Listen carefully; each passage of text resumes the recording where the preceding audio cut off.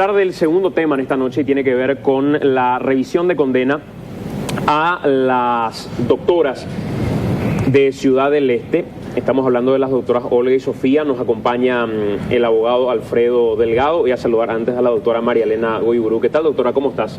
Muy buenas noches, muchas gracias por recibirnos en tu programa y tratar de esclarecer un poquito y buscar la verdad esta noche. En la defensa de Olga y de Sofía. Asimismo, yo soy compañera de promoción 94 de la doctora Sofía Oviedo de Caballero de la Facultad de Ciencias Médicas. Nos acompaña también el abogado Alfredo Delgado. Abogado, gracias por estar con nosotros. Gracias a ustedes por la invitación, muy buenas noches y un saludo a la audiencia. Está con nosotros el doctor Jorge Bogarín. Doctor, ¿cómo estás? Bienvenido. Buenas noches, Santiago, y muy buenas noches a la audiencia. Y nos acompaña Rolando Segovia, que es el hijo de la persona que había fallecido y que finalmente promovió esta acción. Rolando, ¿cómo estás? Buenas noches, Santiago, un cordial saludo a toda la audiencia. Gracias por este espacio. Gracias por acompañarnos. Abogado Delgado, ¿por qué pidieron la revisión? ¿Cuál es la finalidad a la hora de pedir la revisión de esta condena? Bueno, nosotros consideramos de que la condena a las dos médicas es una condena injusta. Este fue un proceso que se llevó a cabo en Ciudad del Este con una serie de irregularidades. No se ha respetado el debido proceso. La sentencia es calificada por los grupos médicos como una, y tanto por grupos de abogados que entendemos de leyes, como una aberración jurídica. Entendemos que amerita la revisión de la causa, ya que se han aportado hechos que desmeritan totalmente la acusación. ¿Cuáles son esos hechos? Bien claramente. Bueno, en principio se habla de una supuesta sobredosis de un medicamento, el ketorolac, sobredosis que no es tal, cuestión que la doctora, que es médica, puede explicar de manera más amplia. Como sostenemos, la dosis que se le aplicó a la paciente es la dosis correcta. Es falso de que la señora haya ingresado con un buen cuadro de salud, porque si la señora se encontraba con un buen cuadro de salud, ¿para qué concurrió al médico? Evidentemente concurrió porque padecía de una dolencia. Tenemos que situarnos 7 años atrás, en donde estaba en auge esta enfermedad, el H1N1, y la paciente tenía los síntomas de esta enfermedad y se la ha tratado conforme a esta dolencia. Rolando, ¿por qué llevaron a tu mamá al servicio de salud? Bueno, lógicamente porque tenía un pequeño dolor, un leve dolor. Yo traje acá evidencias, porque a mí me gusta hablar con evidencias. Es fácil decir bla, bla, bla, pero cuando no tenés evidencia, ¿verdad? Acá yo tengo los documentos y esto hemos mostrado ya en el juicio oral y público. ¿Cómo ingresó mi mamá? 7 de agosto 2009, puño y letra de la hoy condenada Sofía Oviedo de Caballero. Las 15 horas de la tarde, tratamiento dolgenal indovenoso. Le da antigripal, paracetamol, antiflu, de tomar mucho líquido. 7 de agosto, doctora Sofía Oviedo Caballero. Solicito test para influenza. Eso fue a las 3 de la tarde. 15:40, dice, paciente reingresa traída de laboratorio, porque se fue para hacerse el test para influenza y volvió dentro del mismo edificio. Ella regresa ya en silla de ruedas. ¿Cómo regresa? Presentó vómitos, más debilidad generalizada, ya se interna en 40 minutos después de la primera dosis del medicamento. Fantástico. Test para influenza del laboratorio. Influenza A negativo, influenza B negativo. Correcto. Fantástico. Acá está, de puño y letra de la hoy condenada Sofía Oviedo Caballero. ¿Cómo ingresó mi mamá? No es como acaba de decir el abogado, de que entró grave, ¿verdad? Mamá fue para una consulta preventiva y entró en el área del consultorio por un leve dolor. Y no lo digo yo, lo dice la hoy condenada, acá escribe de puño y letra. Lúcida, afebril, no tenía fiebre, refiere ligero dolor. Y esto más adelante también lo describe ella de su puño y letra. Acá, en el análisis que le hizo de su sistema respiratorio, escribe buena entrada de aire en ambos cuerpos pulmonares. ¿Por qué menciono esto? Porque más adelante después van a ver. Acá pone, test para influenza A y B negativo, de todos modos iniciar tratamiento para influenza. El laboratorio le dijo no tiene. Y ella pone de todo modo iniciar tratamiento para influenza. Firma y sello de puño y letra de la hoy condenada Sofía Oviedo de Caballero. 16:15 horas, segunda dosis del dolgenal. Estamos hablando de 120 miligramos. ¿Verdad? De puño y letra. ¿Cómo van a negar esto? Esto es lo que no pudieron negar. Acá está, 1715, mezcla con otro medicamento, con diclofenac 75, el Dorfenal. ¿Reconocen que esta es de puño la y letra y el diagnóstico de la doctora Sofía? Esto está en el expediente. Esa es la historia clínica, solamente que está contada mal, porque él no es médico y no sabe interpretar la veracidad de la situación. Yo puedo explicar, si me deja el tiempo en este momento, Sí, le puedo claro. explicar sin ningún problema, ¿verdad? La paciente llega a las 3 de la tarde, se le controla la temperatura y ella estaba con lo que nosotros llamamos una hipotermia, o sea, estaba fría, tenía 35,9 de temperatura y también tenía lo que nosotros llamamos hipotensión arterial, o sea, tenía la presión baja. Esos son signos de gravedad de una paciente y estábamos en la época de una epidemia, Cuando pandemia. solamente para aclarar, Sí. cuando se habla de una persona afebril, Sí. En este caso estaba fría, hipotermia, eso es más grave aún todavía, ¿verdad? Una persona que ya llega fría para nosotros ya perdió la capacidad de mantener la temperatura. Otra cosa ¿eso que consta él, en el documento? por supuesto que consta en el documento. Otro aspecto que está en la historia clínica es que ella tenía sensación febril y que ellos le automedicaron con 2 comprimidos de dipirona antes de venir. Otro aspecto importante que quiero destacar es que el ketorolaco de ninguna manera va a producir toda la sintomatología que tuvo la paciente. Lo que produjo toda la sintomatología de ella es la evolución de su propia enfermedad, porque ella llegó prácticamente muerta. Mis pésames le quiero decir a la familia que está en este momento sufriendo, ¿verdad? Pero yo tengo que contar la realidad médica de la situación.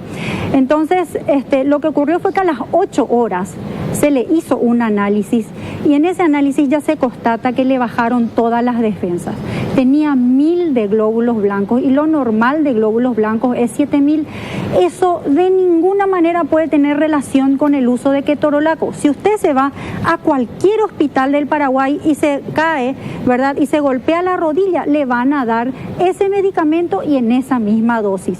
Y de ninguna manera le pueden bajar las defensas, ¿verdad? Porque no tiene asociación. Eso es una aberración médica que inventó un médico perito que ellos trajeron de la Argentina y que no ejerce la medicina en el Paraguay y que se dedica a la política y a la medicina holística. ¿Cómo tantas instancias finalmente corroboraron la misma Porque situación? le tocaron 2 juezas que fueron apartadas de su cargo por liberarle a unos narcos y hasta el fiscal se le grabó porque el tipo coimeaba. Entonces, en Ciudad del Este, lamentablemente, por eso es que nosotros pedimos que el expediente vuelva a Asunción, pero te voy a contar toda la parte médica porque esto es demasiado importante, ¿verdad?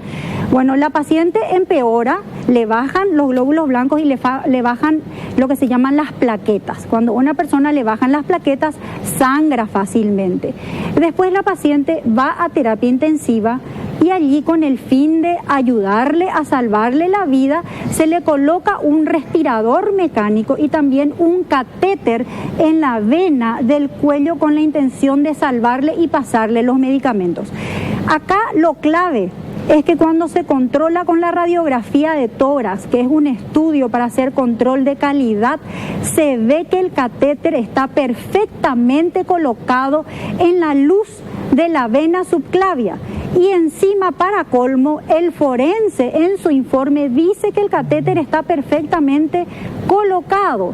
Entonces, la paciente definitivamente no tuvo un shock anafiláctico, que es la alergia que ellos dicen, o el que trajeron de la Argentina inventó, ¿verdad? Que supuestamente tuvo la señora, y no hay ni un dato de alergia en la historia ¿Cómo no clínica. lograron en el proceso impugnar a esa gente que ustedes consideran no era apta para hacer esos estudios? Y te estoy explicando, el problema eran los jueces, fueron apartados de su cargo por liberarle a unos narcos. Pero imagínate se presentaron vos. esos pedidos de impugnación, doctora. Bueno, aclarando que nosotros hemos tomado el proceso recién en la instancia de la Corte Pero Suprema conoce de el proceso Justicia. completo. Conocemos el proceso completo. ¿Y se impugnó a esta gente? Existieron también otras pericias del doctor Mendoza y el doctor Nicolás Lescano que concluyeron de que no existió negligencia médica. Estas personas son de reconocida trayectoria en nuestro país. El doctor Mendoza, incluso aparte de ser médico, también es abogado y conoce de leyes. Pero sin embargo los jueces, como se permite la valoración probatoria, digamos que al juez del juicio oral se le permite elegir qué creer y qué no creer. O sea, queda en el plano de la subjetividad. Y los jueces del juicio oral eligieron creerle a este médico de la Argentina. Entonces, por eso es que las médicas son condenadas en Ciudad del Este. Sí. Quiero preguntarle al doctor Jorge Bogarín, en el proceso, doctor, porque finalmente cuando yo veo en las noticias, independientemente del caso, se pide la revisión de un expediente que llegó hasta tercera instancia. En términos judiciales me parece preocupante. Sin entrar al caso puntual, en términos judiciales me parece preocupante y es un debate que probablemente lo tenemos que tener más adelante. Sin desconocer que esta justicia es bastante flexible y no me sorprendería que lo que mencionan ustedes de historias de coima y cuestiones ligadas a eso por el camino puedan torcer expedientes. A nadie le puede sonrojar una cuestión como esa. Pero doctor, en el expediente en general, ¿se impugnó?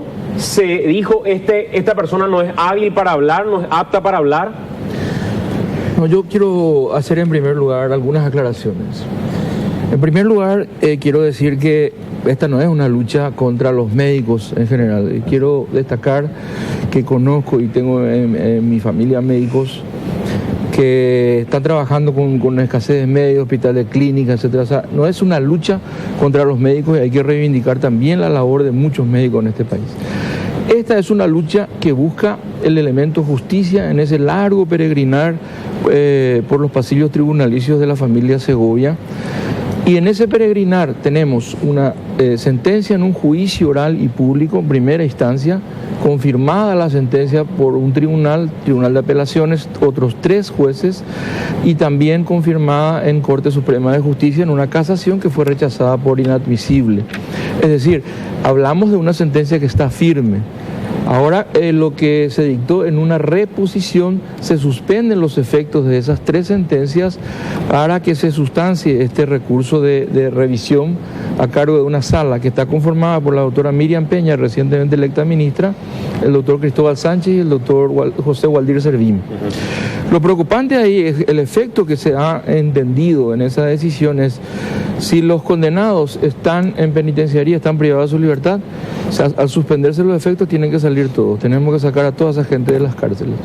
Si están en libertad, como es el caso, las personas no cumplen la sentencia contrario a lo que disponen las disposiciones legales. Entonces se sienta un peligroso precedente.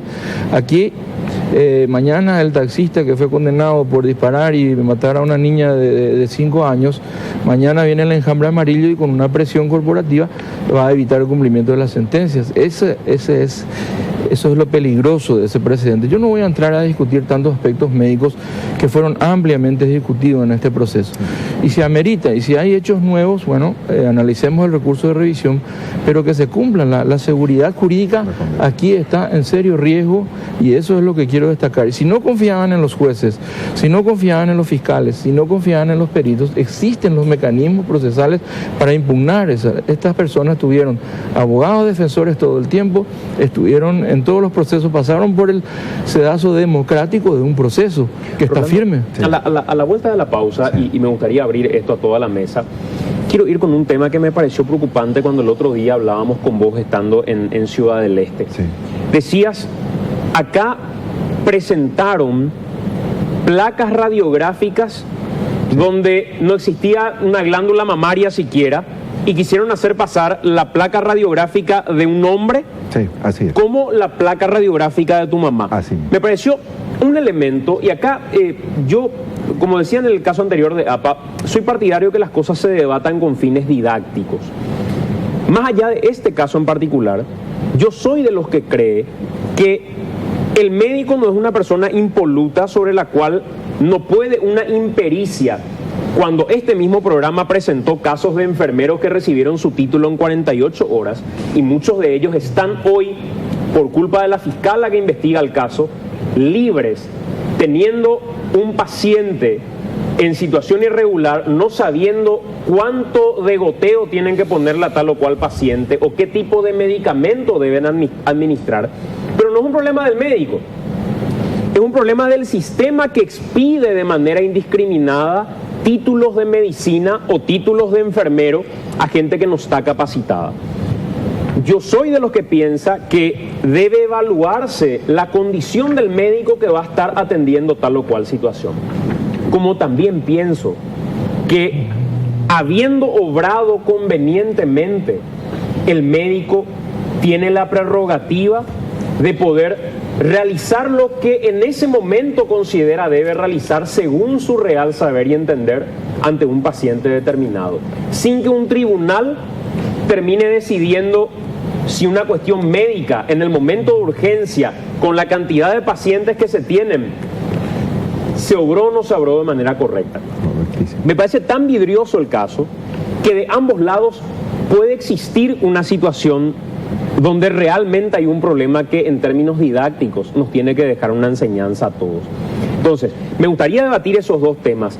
La idoneidad del sistema en general médico, porque yo no creo que ninguno de ustedes quisiera defender a una persona que no está formada suficientemente para que atienda a mamá, papá o a quien sea. Nadie querría una situación como esa, o a su hijo. Pero en contrapartida, si esa persona está habilitada e ingresó al sistema médico bajo las de la ley y como corresponde, se debe respetar el procedimiento que consideró oportuno en un momento determinado en el que creyó que ese procedimiento, según los análisis, según las plaquetas, los glóbulos blancos, era lo que correspondía hacer. Porque hablar con el diario del lunes me parece hasta perverso dentro de esa historia. Hacemos la pausa, venimos con eso a la vuelta del corte.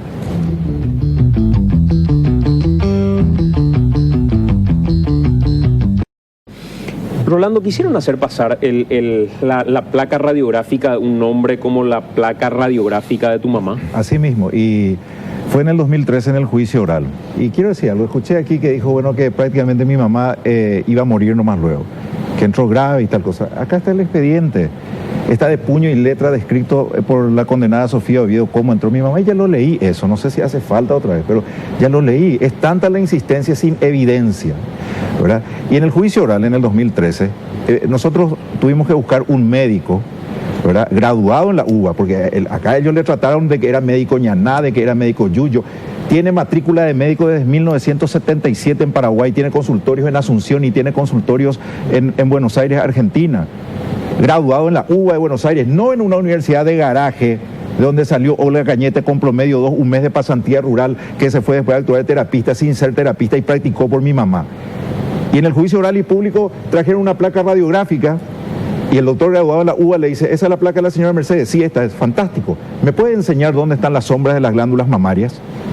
Se quedaron mudos, se fueron a sentarse ahí en la mesa. Yo comprendo que el doctor y la doctora no sepan esos detalles porque no han participado del juicio oral y público. Le voy a explicar por qué estoy no hablando, se por favor, si me deja. Como se refirió a mí, por eso le respondí. Bueno, pero y usted también se refirió a mi madre que entró para morir. Una barbaridad lo que usted dice sin tener evidencia de lo que dice. Tengo la evidencia, tengo todo el expediente, aquí tengo la copia del expediente. ¿Sabés lo que pasa? Que ustedes, ¿verdad?, creen que nosotros vamos a callar. No nos vamos a callar. Nosotros tampoco acá, nos vamos a callar. ¿Sabe, Santiago? Te voy a decir, acá hay un sector de médicos, como dijo el doctor Bogarín, nosotros no estamos contra los médicos, pero acá hay un sector corporativizado que responde a la mafia blanca en Paraguay, quiere seguir teniendo tarjeta blanca para matar en los hospitales, enterrar a los muertos, que nadie lo investigue y que nadie se anime a procesar. Esa es la verdad. Nosotros tenemos la evidencia científica, una autopsia realizada. La autopsia es el punto culminante de una investigación médico-científica, vale en Paraguay y en cualquier parte del mundo. Si no, vamos a dejar de hacer autopsia y vamos a hacer manifestaciones con globito blanco para tratar de cambiar las sentencias judiciales. Acá yo tengo, ya que tocaste el tema de la preparación, tengo 20 notas. Voy a leer rápidamente la parte más importante nomás. Esta es la nota número 5, dirigida a la jefa del servicio UTI adulto y UTI pediátrico de la Fundación TESAIN. Dice en una parte, refiriéndose a la doctora Olga Cañete, hoy condenada, expresándose además a la compañera de terapia de adulto en estos términos: dejarle a la burra que se vire sola y que si me voy de mala gana le descompensaría al paciente. Firman sus compañeras de trabajo, Otra nota, la nota número 8, dirigiéndose a la doctora Olga Cañete, ¿verdad? En horas de la mañana de ese mismo día, la doctora Olga Cañete procedió a administrar medicamento al paciente con nombre y apellido sedado en terapia intensiva. Adolfo Franco realizó dicha administración sin avisar al personal de enfermería encargado del paciente. Miren, le aplica algo, no registra, no le cuenta a nadie. Este tipo de acción ocurre en forma frecuente, así como cambiar parámetro del respirador o el respirador o aumentar. A ver hasta dónde aguanta. Goteos continuos de drogas, manipulando las bombas de infusión sin comunicar al personal, etcétera. Otra cosa, nota número 11 de la condenada Olga Cañete, de sus propias compañeras, también dirigida a la jefa del departamento de enfermería. Mira todas las firmas que hay, tiene como 20, mira, acá están las firmas, tenés como 11. Esto es antes de los de su madre. Después, porque el caso de mamá fue la punta del iceberg en la Fundación Tesain. Y el Hospital Tesain no es un hospital escuela para que venga alguien con su perfil a practicar. Practicó por mi mamá. Termino, Santiago, doctora, por favor. Mira todo esto. Y esta es la nota. 20 hay, pero estos son los más importantes. Y acá, ¿verdad? No se les condenó de balde. En 6 años jamás impugnaron una prueba, no recusaron un fiscal, no recusaron un solo juez. Esa es la verdad. Acá otra nota, dice, la doctora Olga Cañete, ¿verdad?, recibe intubación ya que no presentaba mejoría. Tras varios intentos fallidos, solicita aspirador, momento en el cual se constata que la bolsa del circuito de aspiración no funcionaba y es cambiado inmediatamente por una de las enfermeras. Tras otro intento fallido de intubar, solicita la presencia del doctor Ignacio Cerezo, refiriendo que no iba a poder con el paciente. Claro, si no es terapista. El usuario presenta bradicardia extrema, se reinicia RCP, logrando la recuperación de un buen ritmo cardíaco. Luego la doctora logra intubarlo con dificultad y después de muchos intentos.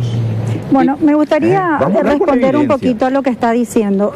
Nosotros tenemos toda la copia de la historia clínica. Yo tengo en este momento en mis artículos, digamos, telefónicos, así que mantengo toda la información. Y con respecto al caso, nosotros los médicos pensamos que aquí lo que se busca no es justicia, es una indemnización millonaria de la Fundación Tesain. Y con respecto a la idoneidad, la doctora Sofía Oviedo de Caballero es egresada de la Facultad de Ciencias Médicas. El tiempo, estamos entre los 100 mejores de ese año para ingresar en la facultad.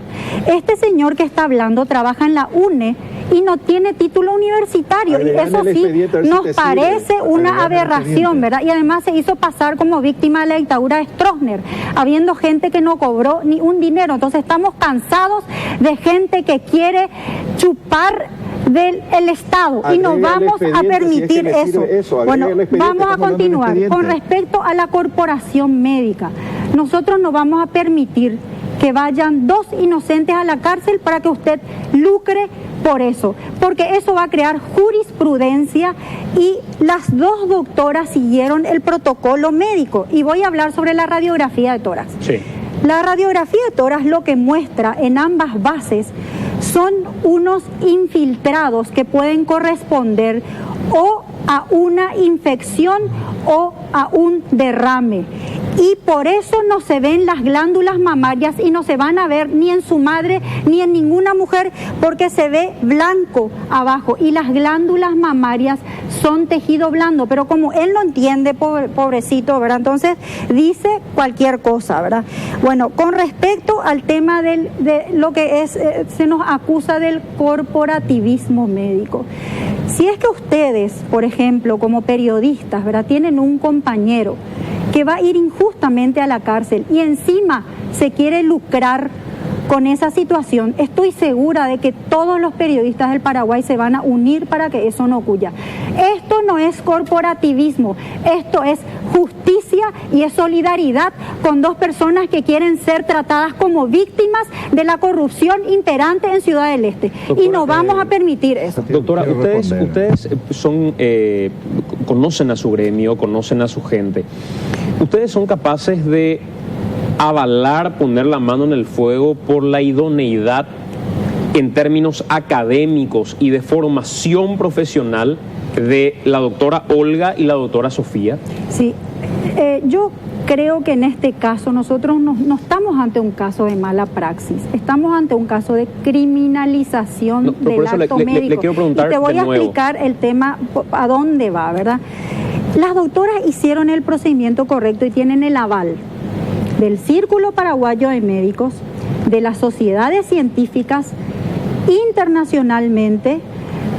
Inclusive este caso se llevó a la Corte Interamericana de Derechos y se presentó a la Comisión de Derechos Humanos porque cuando los médicos analizamos este caso fue totalmente correcto el procedimiento y nos rasgamos las vestiduras ante las aberraciones de los informes médicos, ¿verdad? Nosotros no somos abogados, pero estamos muy preocupados porque si ellas van a la cárcel se crea una jurisprudencia y no existirá garantía de ejercer el ejercicio médico libremente en el Paraguay, y eso es lo que a nosotros nos preocupa. Doctora, para que no se deje como una cuestión meramente corporativa, yo insisto y le pido encarecidamente que no me evada la pregunta. Ustedes como gremio son capaces de certificar la idoneidad profesional académica de ambas doctoras, de ambas médicas, o sobre esa situación no son ustedes las encargadas de decir ellas eran idóneas para estar en ese lugar? Sí, la doctora Sofía Oviedo Caballero, a quien conozco mejor porque es mi compañera de promoción, ella es infectóloga. Son 6 años de estudio de Facultad de Medicina, 3 años de clínica médica, más 2 años de facultad, o sea, son más de 10 años estudiando. Entonces, para nosotros es una ofensa, ¿verdad?, que quieran tratar de esta forma a una persona que hizo exactamente el procedimiento que tenía que hacer y que lo haríamos en Paraguay, en Estados Unidos y en la China. ¿Por qué le pregunto esto, doctora? Sí. Porque voy a ponerme como ejemplo. Yo llevo 10 años estudiando Derecho. Y cualquiera que mire mis notas va a decir, Santiago es un burro en Derecho.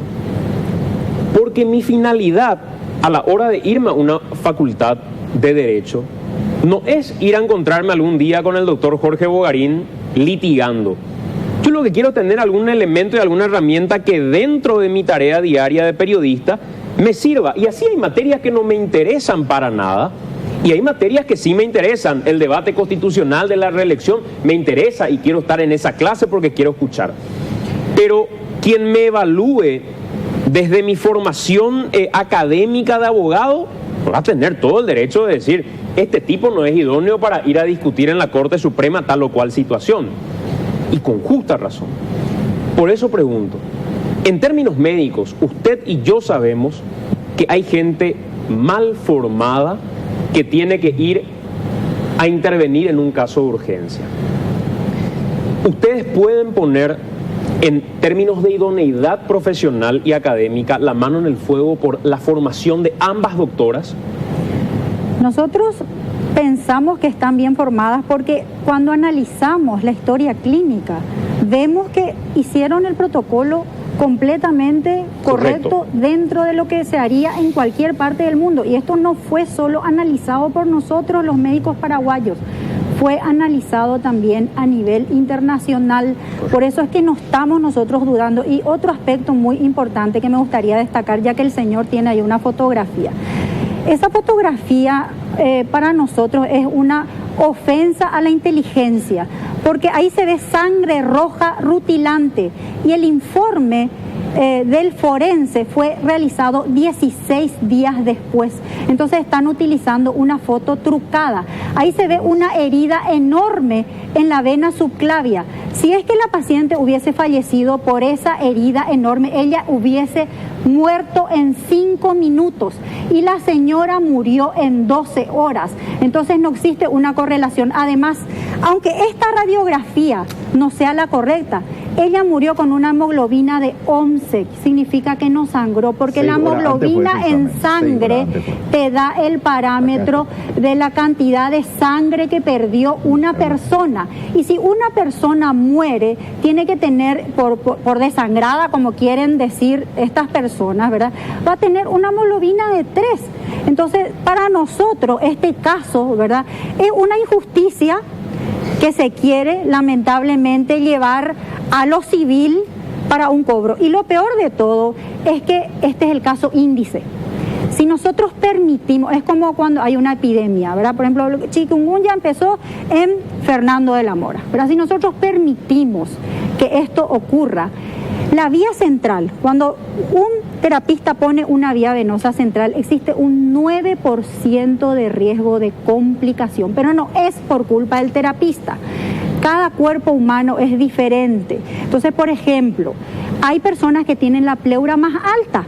Entonces le pone la vía central y se perfora la pleura y se produce una complicación, ¿verdad? Entonces, dentro de 2 años, todos los médicos que ponen vía central van a estar demandados, pero no es por mala praxis, es porque se está queriendo criminalizar el acto médico. Y eso es lo que no vamos a permitir. Tiene que hacer, quiero decir algo. Sí, doctor, un segundito. ¿Qué nos tiene que hacer creer que lo que dicen los médicos con respecto a que la familia Segovia está detrás del botín de 1.400 o más millones de guaraníes a partir de la muerte de su madre? Sí. Y le pido disculpas por preguntarle de esa manera, finalmente estamos hablando de la muerte de una persona, pero creo que es oportuno el aclarar y decir, ¿qué nos tiene que hacer creer que no es una pelea por el botín donde no importa cuánto se coimee por el camino, sino que importa cuál es el monto final que se va a terminar cobrando? Yo te voy a decir una cosa, Santiago, con total honestidad.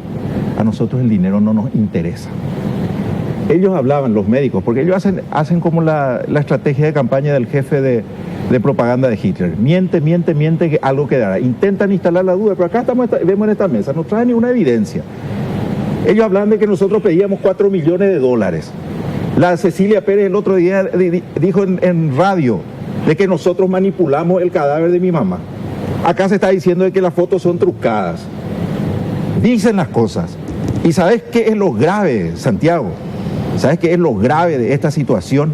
Que acá hace 10 meses, ¿verdad? Ellos no tienen argumento, por eso van a lo personal. No, fulano el que trabaja tal parte, el que es tal cosa. No puede reclamar negligencia médica. No puede reclamar justicia para su mamá que murió en un hospital. ¿Por qué tal cosa? Van a lo personal. Hacen bullying contra la familia. Y 2 ejemplos te voy a dar. Acá médico cirujano escribe en el Facebook. Miguel Caballo, ¿de qué mierda le acusan a las médicas si le trajeron a una anciana hecha pelota? ¿Dónde está el trato humano? Están denigrando a una persona que murió y que ni siquiera puede defenderse.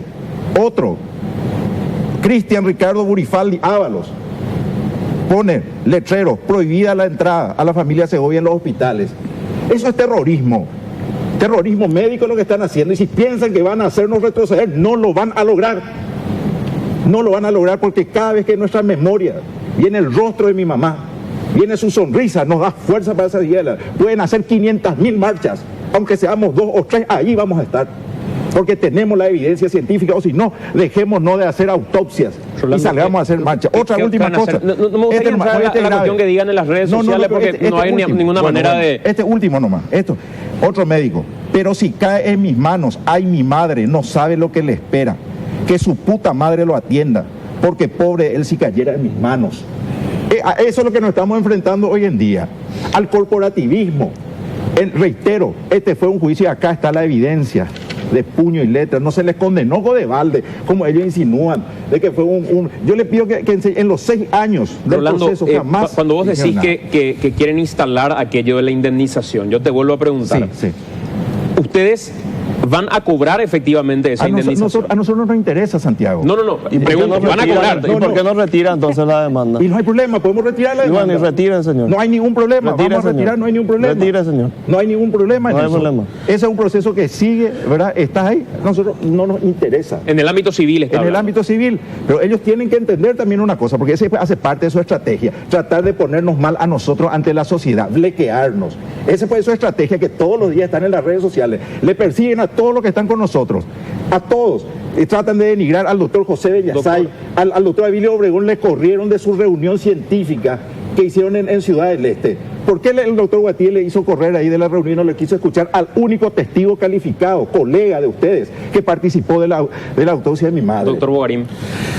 Santiago, yo quiero poner un poco, quiero decir que, y va también para el señor Segovia, con todo respeto, de que tenemos que llevar esta discusión, este debate, sin agresiones y agresiones personales y ofensas. Yo vine a este programa para debatir y debatir jurídicamente, y estamos frente a un buen profesional para analizar cuestiones jurídicas, desdramatizar un poco y ver. Lo que hay que evitar, a mi criterio, es que estas discusiones, que son muy interesantes, que se conviertan en una cuarta instancia, o que un recurso de revisión se convierta en una cuarta instancia, porque eso es contrario al ordenamiento jurídico.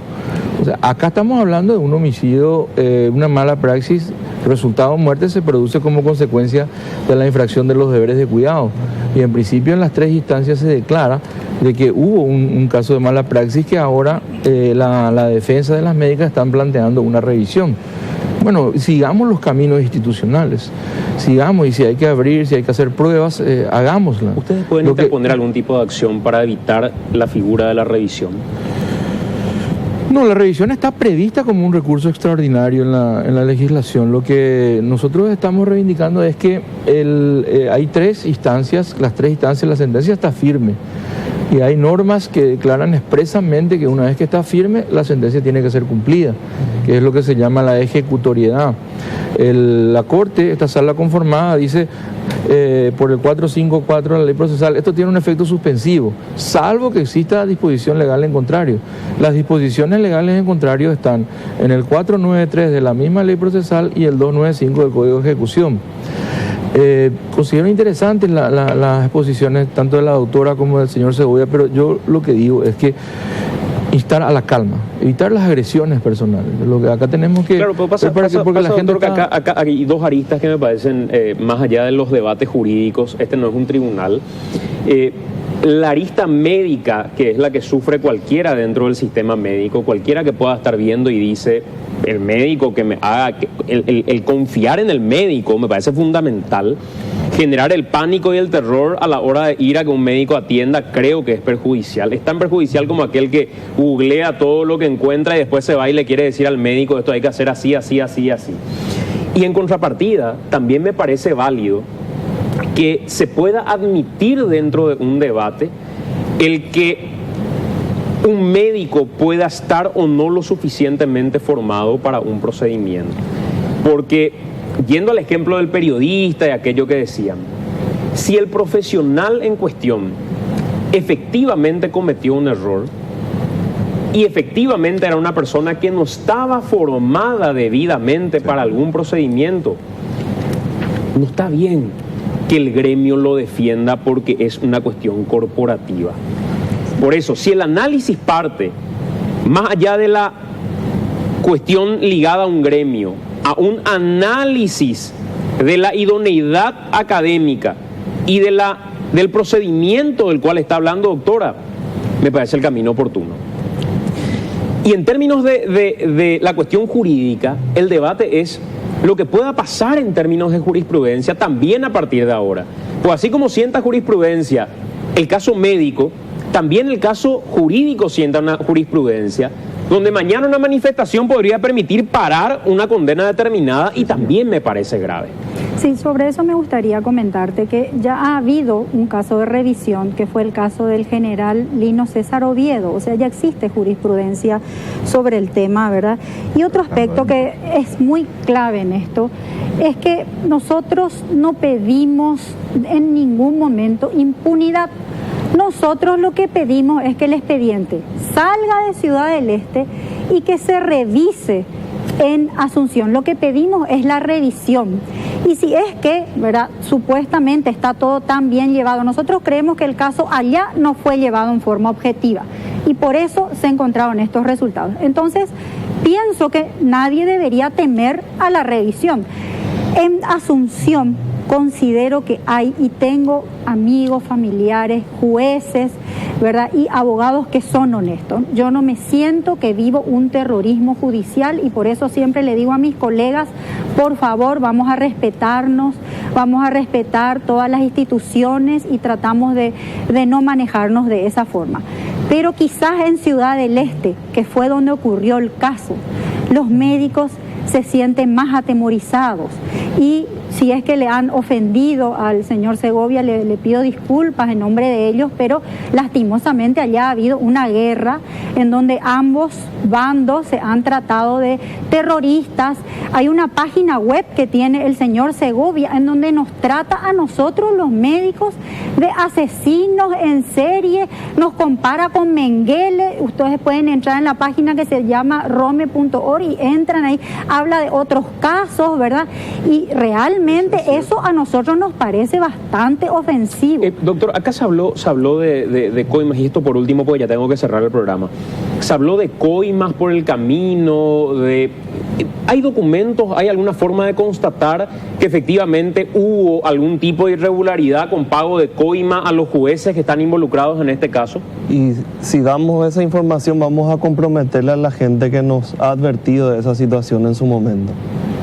Pero no tienen ustedes ningún elemento que haya constatado eso. Por una cuestión de reserva no lo podemos decir, y menos en un programa de televisión. ¿Y lo llevaron a la justicia? Por el momento no se ha llevado a la justicia. Estamos en una instancia en donde confiamos de que se va a hacer justicia y que el derecho no se va a volver a torcer. Gracias por acompañarnos. Doctora, gracias por estar con nosotros. Gracias. Doctor, muy amable. Rolando, gracias por venir. Una última cosa, Santiago. Sí. Acá, ¿verdad? Un pedido de aclaratoria que presentaron la defensa de las médicas, ¿verdad? Aclaratoria. Y dice en su petición de disminución de la condena. Firma Cecilia Pérez, Sofía Olga Gañeta. ¿Están admitiendo su culpabilidad? Así de sencillo. Esto es muy claro y está comprobado. Este es el mejor caso comprobado de negligencia médica en Paraguay. Y vamos a llegar hasta el final, hasta que las dos vayan a prisión. Gracias, Rolando. Gracias. Hacemos la pausa, venimos en breve. Gracias.